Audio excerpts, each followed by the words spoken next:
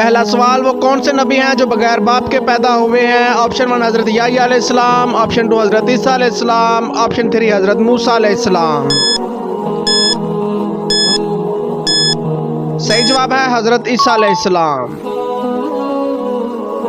दूसरा सवाल, किस सूरत के नाज़िल होने पर इब्लीस जोर जोर से रोया था? ऑप्शन 1 सूरतुल बकरा, ऑप्शन 2 सूरतुल इखलास, ऑप्शन 3 सूरतुल फातिहा।